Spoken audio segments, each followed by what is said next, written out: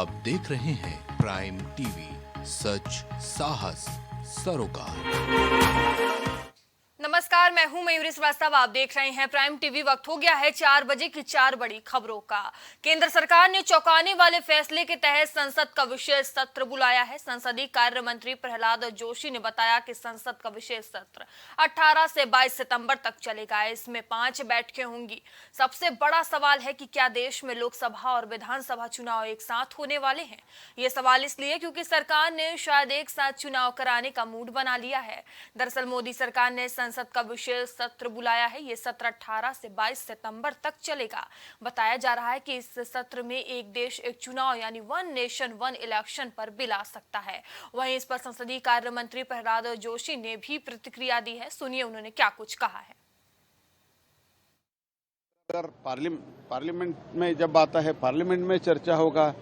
Parliament प्रबुद्ध है। भारत देश का प्रजाप्रभुत्व एकदम मैच्योर्ड है, प्रबुद्ध प्रजाप्रभुत्व है, उसमें चर्चा होगा। इतना घबराने का क्या बात है। हम देश दुनिया के बहुत बड़ा प्रजाप्रभुत्व, we are the largest democracy of the world. और इसके साथ ही साथ हम बहुत पुराना डेमोक्रेसी है। India is called as the mother of democracy.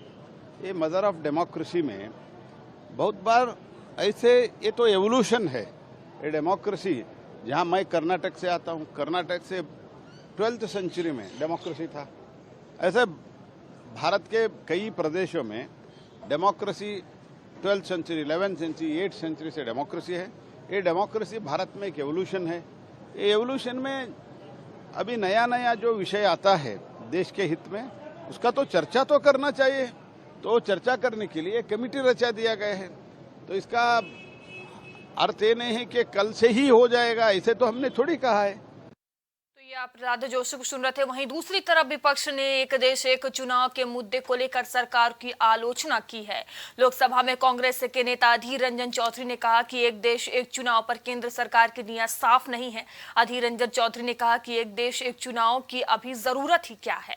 उन्होंने कहा कि पहले महंगाई और बेरोजगारी का निदान हो। वहीं AIMIM नेता ओवैसी ने कहा है कि भारत में एक देश एक चुनाव संभव नहीं है। ओवैसी ने कहा कि वन नेशन वन इलेक्शन को असंवैधानिक बताया है। तो एक देश एक चुनाव की तैयारी में है केंद्र सरकार, जिसको लेकर तैयारियां की जा रही हैं। बता दें, मोदी दांव खेलते हुए नजर आ रहे हैं। एक साथ चुनाव हो सकते हैं, ये बात सामने आ रही है।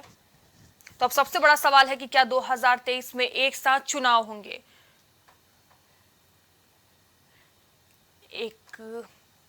कहा कि एक देश एक चुनाव पर केंद्र सरकार की नीयत साफ नहीं है। लगातार विपक्ष भी अब इस पर निशाना साधते हुए नजर आ रहा है। अधीर रंजन चौधरी ने कहा कि एक देश एक चुनाव की अभी जरूरत ही क्या है।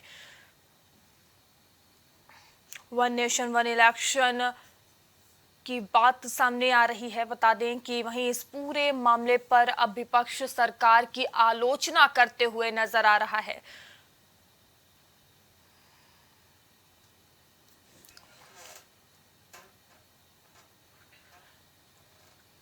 बता दें कि सरकार ने संसद का विशेष सत्र बुलाया है। ये सत्र 18 से 22 सितंबर तक चलेगा। बताया जा रहा है कि इस सत्र में एक देश एक चुनाव यानी वन नेशन वन इलेक्शन पर बिल आ सकता है।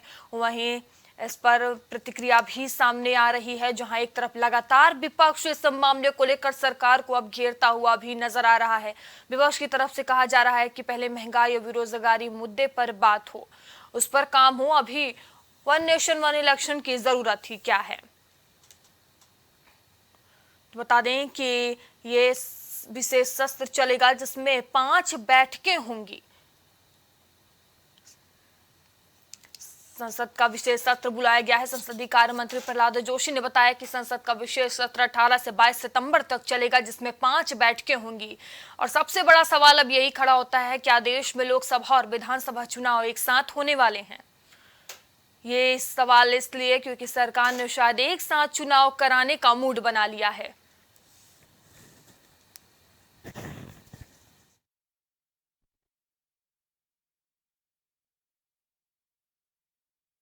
इस पर प्रहलाद जोशी ने क्या कुछ कहा है, आइए एक बार आपको फिर से सुनाते हैं। अगर पार्लियामेंट में जब आता है, पार्लियामेंट में चर्चा होगा। पार्लियामेंट प्रबुद्ध है। भारत देश का प्रजाप्रभुत्व एकदम मैच्योर्ड है, प्रबुद्ध प्रजाप्रभुत्व है, उसमें चर्चा होगा। इतना घबराने का क्या बात है। हम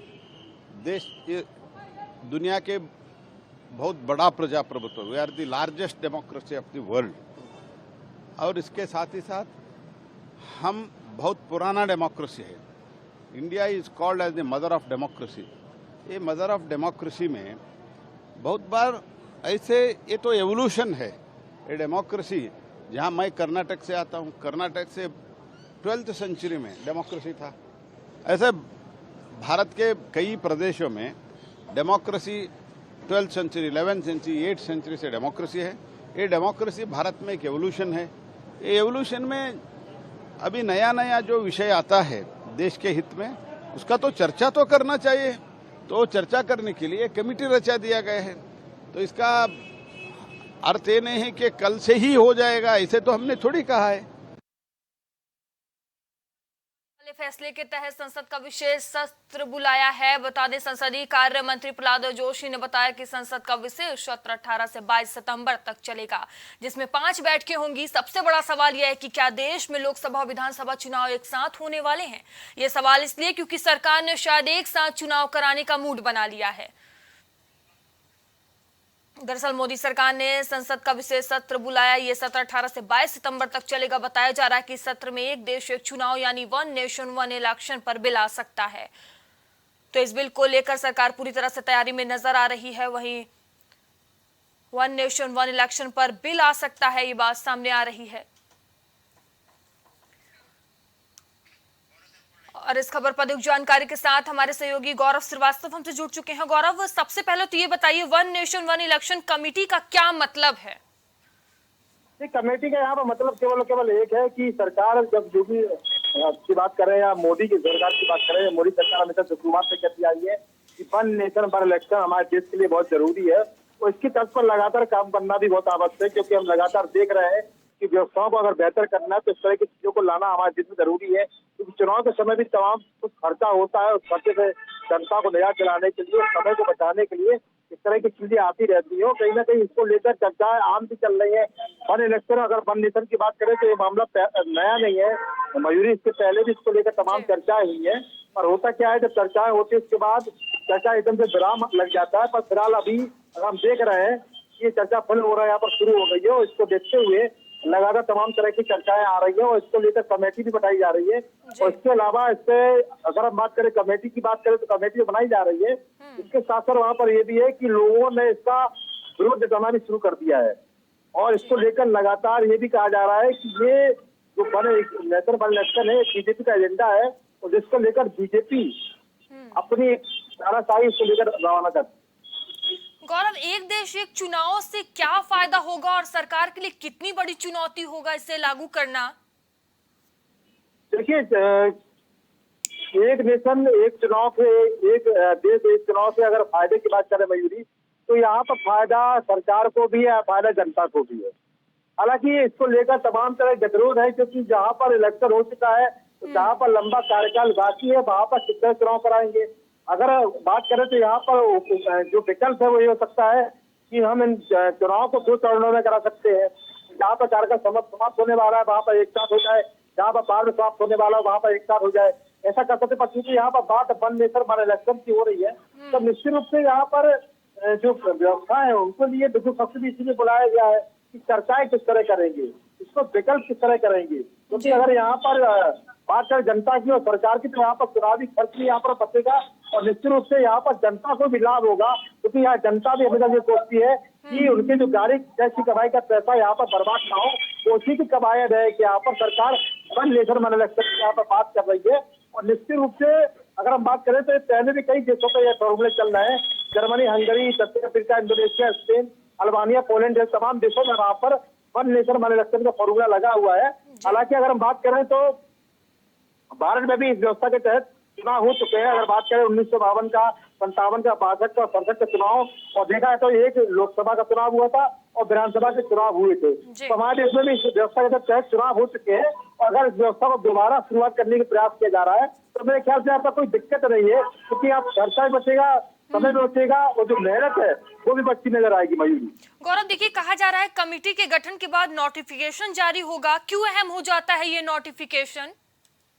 नोटिफिकेशन जारी यहाँ पर होगा तो क्या नोटिफिकेशन नहीं जारी करेंगे तो लोगों को अपनी बात रखने का मौका नहीं मिलेगा। और नोटिफिकेशन यहाँ पर जारी करना निश्चित रूप से जरूरी है।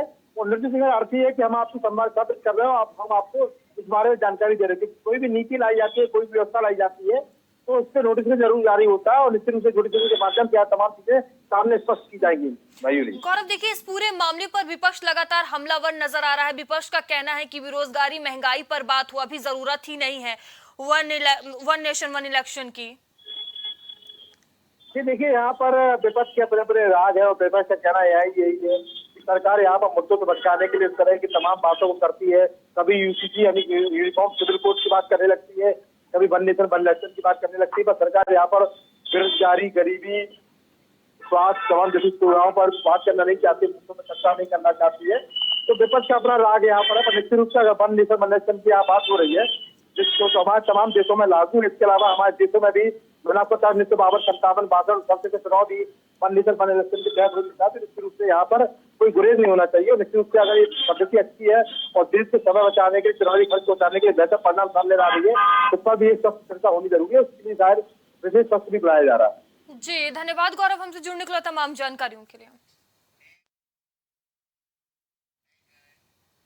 मुंबई में इंडिया गठबंधन के 28 विपक्षी दलों के नेताओं का 2 दिन के लिए जमावड़ा लगा है। इंडिया गठबंधन के तहत विपक्षी दलों के नेता एक बार फिर मुंबई में बैठक हुई है। बताया जा रहा है कि इस बैठक में यह दूसरा और अंतिम दिन है। सूत्रों से मिल रही जानकारी के अनुसार इस बैठक में कई अहम फैसले लिए गए हैं। दरअसल इससे पहले गठबंधन के नेताओं की पटना और बेंगलुरु में मुलाकात हो चुकी है। वहीं अब मुंबई में बैठक हुई है जिसमें एक अभियान रणनीति तैयार करके और ब्लॉक की औपचारिक संरचना को अंतिम रूप देने की उम्मीद भी जताई गई है। तो बता दें कि एक बार फिर से बैठक हुई है। ये 2 दिवसीय बैठक मुंबई में हो रही है और इस खबर पर हमारी सहयोगी सुहानी हमसे जुड़ चुकी हैं। सुहानी देखिए, आज एक बार फिर से मुंबई में बैठक हो रही है, विपक्षी दलों की बैठक हुई है। क्या कुछ अहम रहा, क्या कुछ रहा आज की बैठक में? जी मैं बता दें, 2 दिवसीय ये बैठक थी और कहीं ना कहीं ये इंडिया जो पक्ष है उसे के लिए बहुत बड़ी महत्वपूर्ण बैठक थी। और इस बैठक में बता दें आपके 5 जो मुद्दे थे उस पर चर्चा होने वाला था। 5 मुद्दे में से पहला मुद्दा था आपका कि सबसे पहले कि उनका जो कमेटी है वो किन किन कमेटी में कौन कौन नेता शामिल होगा। दूसरा था कि लोगो क्या होगा। तीसरा था कि संयोजक कौन होगा। सबसे बड़ा मुद्दा यही था कि संयोजक कौन होगा। उसके बाद ये था कि इनकी झंडा क्या होगा, सीट शेयरिंग क्या होगी। लेकिन अब बता दें 2 दिवसीय जो बैठक में सिर्फ एक मुद्दा सामने आ रहा है। तो बताते कि चर्चा पता चला है कि जिस तरह से प्रेस कॉन्फ्रेंस अभी हो रहा है, आपने खुद देखा बखूबी की प्रेस कॉन्फ्रेंस अभी इंडिया टीम के जितने भी बड़े नेता हैं वो प्रेस कॉन्फ्रेंस कर रहे हैं और उनमें वो साझा किए हैं कि जो कमेटी में जो है 13 सदस्यों को शामिल किया गया है। लेकिन ना अभी तक जो है बात करें, सबसे बड़ी मुद्दा है सीट शेयरिंग की नहीं हुई है। ना अभी ये किया गया है कि आपका उनका लोगो क्या होगा, झंडा उनका क्या होगा। सबसे बड़ा मुद्दा ये था, बता दें आपको मेरी, पूरा देश इस पर टकटकी लगाया था कि आखिर इनका जो नेता, जो पीएम पद का उम्मीदवार है वो कौन होगा। लेकिन इस 2 दिवसीय बैठक में ये पूरी तरह से ये अभी भी बातें सामने नहीं आई है। यहाँ तक कि संयोजक की बात हो रही थी कि संयोजक कौन होगा ये भी शामिल नहीं हुआ। संयोजक की बात करें तो 2 लोगों का नाम आ रहा था, एक बिहार के मुख्यमंत्री नीतीश कुमार और दूसरा आ रहा था नाम खड़गे का। आपको बता दें कि उनका नाम खड़गे का साफ तौर आ रहा था, लेकिन ना नीतीश कुमार बने और ना आपको पता मल्लिकार्जुन खड़गे का नाम दिया गया। क्या भी ये कयास लगाया जा रहा है कि क्या अब संयोजक नहीं होगा, क्या कमेटी पर ही सीमित हो जाएगी। तमाम मुद्दे जो है सवाल जो है जनता भी उठा रही है कि आखिर ये 2 दिन की जो बैठक हुई थी और जो 5 मुद्दे पर ये बात करने वाले थे, चर्चा करने वाले थे, आखिर इन 5 मुद्दों में से सिर्फ एक मुद्दे कमेटी पे ही बात हुई और कमेटी में 13 सदस्यों को शामिल किया गया। अब ये चर्चा जो हो रही है और ये साहब को बता दें जिस तरह से प्रेस कॉन्फ्रेंस अब हो रहा है मुंबई में। सुहानी देखिए, जिस तरह आप बता रही हैं इंडिया गठबंधन में कोऑर्डिनेशन कमेटी बनाई गई है जिसमें 13 सदस्यों की कमेटी का गठन किया गया है। तो कौन कौन से 13 सदस्य शामिल किए गए हैं? जी बता दें मेरी, इसमें 13 सदस्य जो है अहम माना जाए। 13 सदस्यों जो बड़े अपने अपने पार्टियों में उनका एक अलग मतलब अलग ही उनका एक रोल है, अलग तरह से उन्हें देखा जाता है। उनका नाम जो है एक केसी जो है वेणुगोपाल, शरद पवार है, के स्टालिन है, संजय राउत, तेजस्वी यादव है, अभिषेक बनर्जी, राघव चड्डा, जावेद खान है, लालन सिंह है, हेमंत सोरेन है, डी राजा, उमर अब्दुल्ला और महबूबा मुफ्ती, ऐसे तमाम जो 13 नाम जो मैं आपको बताई, कहीं ना कहीं अभी सभी अपने पार्टियों में एक अहम जो पद पे हैं और इसे लेकर कहीं ना मजबूती से दिख रहा है, क्योंकि सभी अपने पार्टी में एक अहम रोल निभाते हैं। क्योंकि बातें अब देख ले, वो आप जहाँ जहाँ से सीट से अपनी चीजें सांसद है, वो चीजें कहीं ना कहीं मायने रखती है। क्योंकि आप खुद देखिए, राघव चड्ढा जिस तरह से आम आदमी पार्टी के शामिल हुए हैं, आपको बता दें तो AK स्टालिन है जो कि दक्षिण भारत के कई मुद्दे पर उन्होंने हमेशा जो बीजेपी को घेरते आए हैं। तो कहीं ना कहीं जो नाम जो कमेटी में लाया गया है, वो सबके गिन चुन के लाया गया और कहीं ना कहीं इन नामों की एक बड़ी अहमियत होती है, क्योंकि जो विपक्ष है वो चाहती है कि किस तरह से बीजेपी को इस बार जो है सरकार की पूरी तरह से हटा दिया जाए। क्योंकि आप खासतौर पर हमेशा सुनती आती होंगी जिस तरह से मल्लिकार्जुन खड़गे भी कहते हैं कि जिस तरह से बीजेपी आई है पूरी जनता को लूट ली है, या जैसे भी देखिए बेरोजगारी और जो आपको बता दें महंगाई जो है चरम सीमा पे है। अभी भी जो सुहानी, देखिए विपक्षी गठबंधन पूरी तरह से तैयारी में नजर आ रहा है। जानकारी सामने आ रही है कि सितंबर में तीसरे हफ्ते में विपक्ष की बड़ी रैली भी होगी। जी मैरी, आपने सही कहा, सितंबर के तीसरे हफ्ते में इन्होंने कहा है कि बड़ी रैली होगी और उस रैली में तमाम जो है सीट शेयरिंग के और पता मैं चीजें हैं वो भी फाइनल होने की कयास लगाया जा रहा है। लेकिन बता दी रैली में उन्होंने एक स्लोगन भी दिया है कि जुड़ेगा भारत तो जुड़े तो जीतेगा इंडिया। इस तरह से उन्होंने एक स्लोगन दिया है। लेकिन जिस तरह से बात की जा रही थी कि उनका स्लोगन क्या होगा, उनका झंडा किस चीज होगा, इनका संयोजक हो, लेकिन इन चीजों पर अभी चर्चा हुई है नहीं हुई है, लेकिन बात सामने नहीं आ रही है। सिर्फ बात आ रही है कमेटी को लेकर। लेकिन जिस तरह से कहा जा रहा है कि अब चुनाव में भी ज्यादा समय नहीं रह गया, 6 माह बचा है चुनाव में, तो क्या आप बता दें जिस तरह से लोकसभा के चुनाव को लेकर पूरे जो इंडिया टीम अपनी रणनीति उठा रही है, क्या वो रणनीति सफल हो पाएगी? किस जनता के दिमाग में कई ऐसे सवाल उठ रहे हैं कि क्या बीजेपी को इन रणनीतियों से हरा पाएगी? क्योंकि 3 बैठक हो चुकी है। पहली बैठक जो है पटना में हुई थी, दूसरी बैठक बेंगलुरु में हुई थी और तीसरी बैठक जो हुई थी अब मुंबई में हुई थी। और 3 बैठकों से जो जनता थी वो कयास ये लगाई जा रही थी कि जिस तरह से इंडिया अपनी रणनीति को लेकर और उसमें 28 दल 62 नेता, तो क्यों आखिर वो अपने ही मुद्दे पर वो सही ढंग से नहीं चल पा रहे हैं? तो कहीं ना कहीं जनता भी सवाल उठा रही है कि क्या इन रणनीतियों से वो बीजेपी को हरा पाएगी? ऐसे कई सवाल जो है वो जनता के मन में उठ रहा है और वो पूछता भी है। लेकिन क्या अब ये देखना है कि जो रैली करने जा रहे हैं, एक महारैली का संदेश दिए हैं इंडिया टीम के जितने भी नेता है, वो कह रहे हैं कि तीसरे हफ्ते में अब ये महारैली कर, उस रैली में अब क्या होगा वो तो आगे आने वाला वक्त बताएगा। लेकिन ये खास तौर से देखा जा रहा है कि तीसरी बैठक के बावजूद भी इनका PM पद का उम्मीदवार जो सामने नहीं आ रहा है, तो क्या किस तरह से वो बीजेपी को इस बार लोकसभा चुनाव में हराएंगे? क्योंकि चुनाव का जो समय है वो भी नजदीक आता जा रहा है। तो ये कई ऐसे सवाल है जो जनता के मन में उठ रहा है। भाई जी धन्यवाद सुहानी, हमसे जुड़ने के लिए तमाम जानकारियों के लिए। लखनऊ में केंद्रीय राज्य मंत्री कौशल किशोर के बेटे विकास किशोर के घर पर युवक की गोली मारकर हत्या कर दी गई। सिर पर गोली लगने से युवक की मौत हो गई। हत्या की सूचना पर DCP पश्चिम राहुल राज्य पुलिस बल के साथ पहुंचे। फोरेंसिक टीम ने घटनास्थल का निरीक्षण किया। बताया जा रहा है कि मंत्री कौशल किशोर के घर पर देर रात पार्टी चल रही थी। मंत्री के बेटे विकास किशोर की पिस्टल बरामद की गई है। यह घटना ठाकुरगंज थाना क्षेत्र के बेगरिया गांव की है। पुलिस ने 4 लोगों को इस मामले में गिरफ्तार कर लिया है। तो बता दें, सिर पर गोली लगने से युवक की मौत हो गई थी। केंद्रीय मंत्री के घर पर यह सनसनीखेज वारदात हुई है, जिसमें विनय श्रीवास्तव की हत्या का मामला सामने आया है। सांसद के बेटे के दोस्त का हत्यारा कौन है, ये सबसे बड़ा सवाल उठ रहा है। वहीं इस मामले पर गिरफ्तारी भी की गई है। कुछ को केंद्रीय मंत्री के घर पर यह सनसनी वारदात को अंजाम दिया गया है। और इस खबर पर हमारे सहयोगी कलीम हमसे जुड़ चुके हैं। कलीम, देखिए जिस तरह से लखनऊ में केंद्रीय राज्य मंत्री कौशल किशोर के बेटे विकास किशोर के घर पर युवक की हत्या हुई, इस पूरे मामले पर अभी अपडेट क्या कुछ सामने आ रही है? जो केंद्रीय मंत्री हैं उनके बेटे विकास किशोर के घर पर जिस तरीके से विनय श्रीवास्तव की गोली मारकर हत्या की गई थी, फिलहाल इस मामले में अगर बात की जाए, विनय श्रीवास्तव का पोस्टमार्टम हो चुका है। पोस्टमार्टम रिपोर्ट में जिस तरीके से बात की जाए, टाइमिंग जो है फिक्स नहीं हो पाई कि आखिर उसकी हत्या कितने समय पहले हुई है। क्योंकि जिस तरीके से टाइमिंग की बात की जाए, जिस तरीके से पुलिस बता रही थी कि उसको जो 4 बजे सूचना मिली थी और जो दूसरी जानकारी मिली थी कि लगभग 2:20 पर उसकी गोली मारकर हत्या की गई थी। जो लोग वहां पर थे वो लोग जिस तरीके से बता रहे थे कि रात को कुछ लोग घर पर आए, दरवाजा खटखटाया पिछला और फिर एकाएक अंदर घुस करके गोली मार की कर हत्या की और मौके से भाग निकले। फिलहाल इस मामले में जिस तरीके से बात की जाए 3 लोगों को हिरासत में तो लिया गया है। हिरासत में लेने के बाद जो एफआईआर दर्ज होने की बात की जाए उसमें 3 लोगों को नामजद किया गया, यानी कि जो लोग घर पर थे, शमीम और अंकित और अजय की जो बात की जा रही है, तीनों के खिलाफ 302 की धाराओं में मुकदमा दर्ज किया गया है और तीनों लोग पुलिस कस्टडी में और उनसे लगातार पूछताछ भी की जा रही है। लेकिन अगर बात की जाए पुलिस किसी नतीजे पर पहुंचने की, तो पुलिस अभी फिलहाल किसी नतीजे पर नहीं पहुंच पाई है। लेकिन पुलिस का साफ तौर से ये जरूर कहना है कि पुलिस कड़ियों से कड़ियां जोड़ रही है कि आखिर हत्या के पीछे वजह क्या निकल के आ रही, क्योंकि जिस तरीके से बात की जाए उस घर में जो दारू की पार्टी कही जाए, क्योंकि उस दौरान जो पार्टी हो रही थी, उस पार्टी के बाद जो है विवाद हुआ, उसी विवाद में जो है विनय श्रीवास्तव की गोली मारकर हत्या की गई है। क्योंकि पिस्टल भी जो है पुलिस ने बरामद कर ली है। वो पिस्टल जिस तरीके से बात की जाए वो कौशल किशोर के बेटे विकास किशोर की है। और अब जो सवाल उठता है कि विकास के ऊपर जो हत्या की सुई घूम रही है कि आखिर उसकी पिस्टल उस घर में कैसे मौजूद थी, क्योंकि जिस तरीके से उसके बचाव में कौशल किशोर ने बयान अपना जारी किया और कौशल किशोर सामने आए और उन्होंने साफ तौर से कहा कि उनका बेटा जिस समय घटना हुई है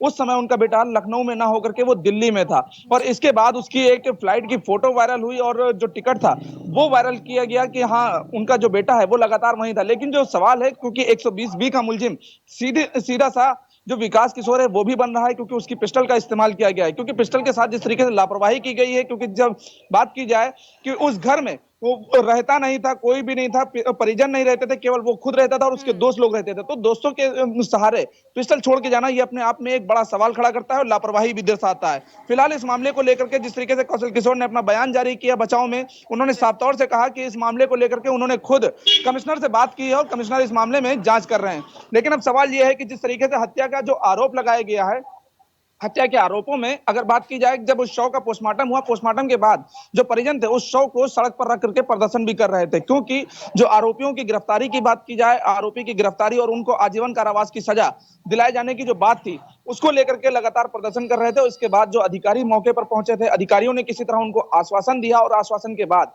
जो है मामला शांत हुआ। क्योंकि ज्ञापन लेने के बाद जब वो मामला शांत हुआ तब जो है अंतिम संस्कार की तरफ जो परिजन है वो बढ़े हैं। लेकिन कहीं ना कहीं ये जरूर मयूरी जी कहा जा रहा है कि बंद लफ्जों में कि इस मामले में साजिश के तहत जो विनय श्रीवास्तव की हत्या है वो की गई है। और इस मामले में कहीं ना कहीं कुछ देर पहले तस्वीर देखी कि शव रख कर परिजन प्रदर्शन करते हुए नजर आ रहे थे, तो उनकी क्या मांग है, क्या उनका कहना है, किस पर उन शक है? देखिए फिलहाल जिस तरीके से बात की जाए, क्योंकि जो परिजनों ने जिस तरीके से विनय का शव सड़क पर रख करके जो प्रदर्शन किया था, उस दौरान जो अधिकारी मौके पर पहुंचे थे, जो ज्ञापन लिया गया, ज्ञापन में साफ तौर से कहा गया है कि जिस तरीके से जो घटना हुई है उस घटना की बारीकी से जांच की जाए और जो भी इसमें दोषी है उसके खिलाफ कार्रवाई की जाए और इस मामले को लेकर के जो एसआईटी का गठन है वो किया जाए। वो इस मामले की पूरी तफ्तीश करेगी और तफ्तीश करने के बाद जो दोषी होगा उसे आजीवन कारावास की सजा दिलाने में पुलिस पूरा सहयोग करेगी। इन्हीं सब मामलों का ज्ञापन जो है पुलिस को सौंपा गया और पुलिस ने एक पूरा आश्वासन दिया है कि इस मामले की बारीकी से जांच होगी और जो भी दोषी होगा उसको बख्शा नहीं जाएगा। लेकिन कहीं ना कहीं जो 3 लोगों को कस्टडी में लिया गया है, 3 लोगों के ऊपर जो नामजद एफआईआर की गई है, शक की सुई जो है सीधा सा उनकी तरफ भी है। लेकिन क्योंकि जिस तरीके से बयान जो बदले गए कि सुबह जो है दरवाजा पिछला खटखटाया गया, जो लोग आए थे उन्होंने गोली मारी, तो वो लोग आखिर वहां से फरार हुए, तो पिस्टल आखिर उस घर से कैसे बरामद हुई? क्योंकि ये ऐसे कई पहलू हैं जो पुलिस को लगातार गुमराह करने की ओर है। लेकिन अब देखना ये होगा कि जिस तरीके से पुलिस अभी किस एंगल से जांच पड़ताल कर रही है, पुलिस का क्या कुछ कहना है इस पूरे मामले पर? देखिए मयूरी जी, जिस तरीके से बात की जाए पुलिस अधिकारियों की, तो पुलिस अधिकारी साफ तौर से इस मामले में कह रहे हैं कि इस मामले को लेकर वो लगातार जो है कौशल किशोर के संपर्क में बने हुए हैं, वो लगातार इस मामले की तफ्तीश कर रहे हैं। जो फॉरेंसिक रिपोर्ट की बात की जाए, फॉरेंसिक जो रिपोर्ट में जो एक्सपर्ट आए थे वो वहां पे जो फिंगरप्रिंट्स पाएंगे वो फिंगरप्रिंट्स लिए जाएंगे और जो पिस्टल है आखिर पिस्टल पे किसके फिंगरप्रिंट्स है वो भी देखे जाएंगे। और जो पूछताछ हो रही है, पूछताछ के बाद जो हत्या की वजह है उसको लेकर के कि हत्या के पीछे वजह क्या है, क्या कोई प्रॉपर्टी का विवाद था या फिर कोई रंजिश थी या फिर जिस तरीके से जो पार्टी घर के अंदर होती थी, पार्टी के दौरान किसी तरह का विवाद हुआ था, ऐसे कई पहलू हैं। क्योंकि इन सभी मामलों को लेकर के जो पुलिस है वो बता रही कई टीमें बना करके इस मामले में बारीकी से जांच करेगी और हर अलग पहलू पर, चाहे छोटे से छोटा हो या फिर बड़े से बड़ा, उन सभी पहलू को जांच करने की बात कर रही है। फिर चाहे दुबग्गा की बात की जाए, ठाकुर गंजेरिया वहां से लेके जो काकोरी का एरिया, क्योंकि इस मामले में जो वहां से बातें निकल के सामने आ रही, क्योंकि कभी प्रॉपर्टी का विवाद सामने आ रहा है, कभी पार्टी के दौरान विवाद सामने आ रहा है, तो इन सभी मामलों को लेकर के जो तफ्तीश है वो तफ्तीश कहीं ना कहीं काकोरी और दुबग्गा और उस घर के बीच ये ऐसी कड़ी है जो इन्हीं चीजों के बीच में पूरी हत्या की साजिश छिपी हुई है। तो इन सभी मामलों को लेकर जो पुलिस दावा कर रही है, पुलिस ये भी दावा कर रही है कि इस घटना का जल्दी खुलासा किया जाएगा। फिलहाल जो तीनों के खिलाफ नामजद जो एफआईआर दर्ज हुई है 302 की धारा में, उसको लेकर के तीनों लोग पुलिस कस्टडी में और उनसे भी लगातार पूछताछ की जा रही है। लेकिन अब सवाल यही है कि आखिर इस घटना का खुलासा कब तक होगा, और बड़ा सवाल यह है कि जिस तरीके से 120 का मुलजिम कौशल किशोर का बेटा विकास है, क्या उसको भी पुलिस गिरफ्तार करेगी या फिर उसको बरी कर देगी। जी धन्यवाद कलीम, हमसे जुड़ने के लिए तमाम जानकारियों के लिए।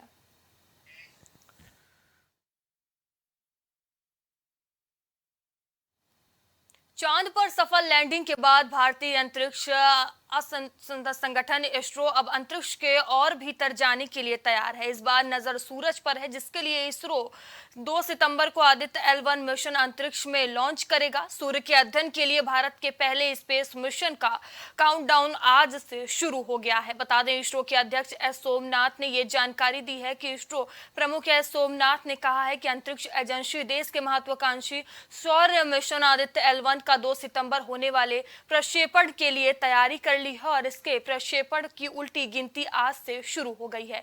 मिशन को 2 सितंबर को दोपहर 11:50 पर श्रीहरिकोटा अंतरिक्ष केंद्र से प्रक्षेपित किया जाना है।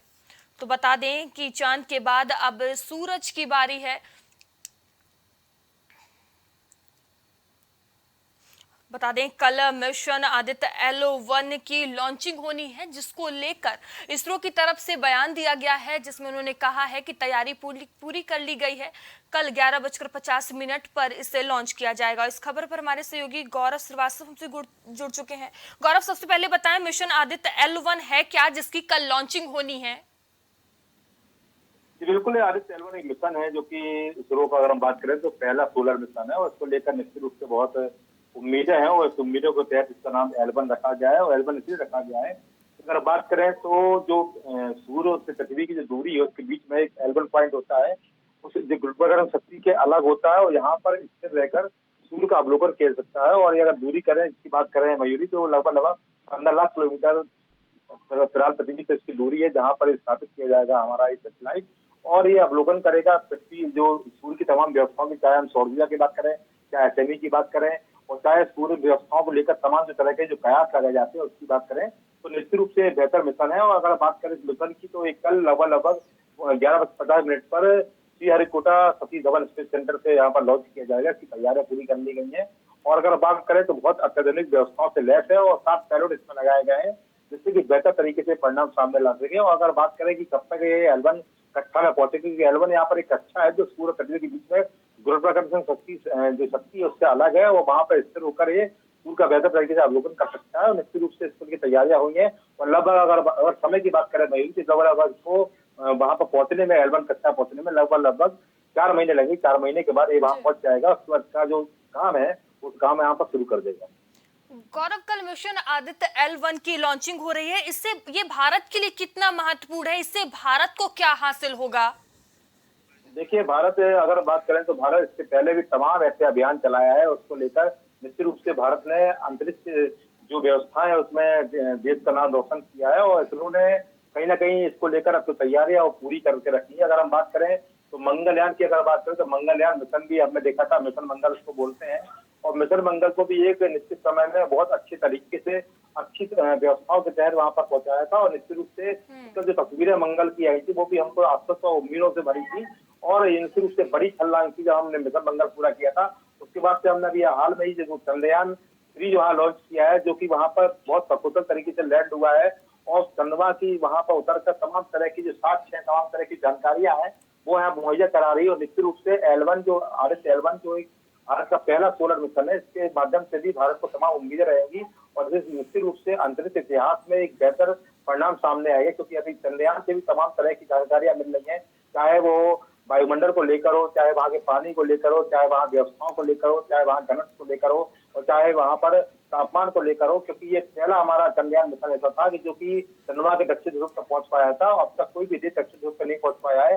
भारत ही एकमात्र ऐसा देश है जो पहली बार में दक्षिण ध्रुव तक पहुंचा है और निश्चित रूप से बड़ी उपलब्धि हमारे देश के लिए थी और ऐसी उपलब्धि कुछ हम L1 से भी उम्मीद कर सकते हैं जी। कि L1 जो हमारा आदित्य L1 जो हमारा जो मिशन है ये कल यहाँ से लॉन्च होगा लगभग 11:50 पर सुबह। उसके बाद ये 4 महीने के अंतराल के बाद वहां पहुंचेगा और निश्चित रूप से भारत के अंतरिक्ष इतिहास में और विश्व में अंतरिक्ष इतिहास में भारत की एक अलग भाग जी बनाता गौरव, जाएगा। कहीं ना कहीं कल का दिन बेहद ऐतिहासिक है। बहुत बहुत धन्यवाद हमसे जुड़ने के लिए।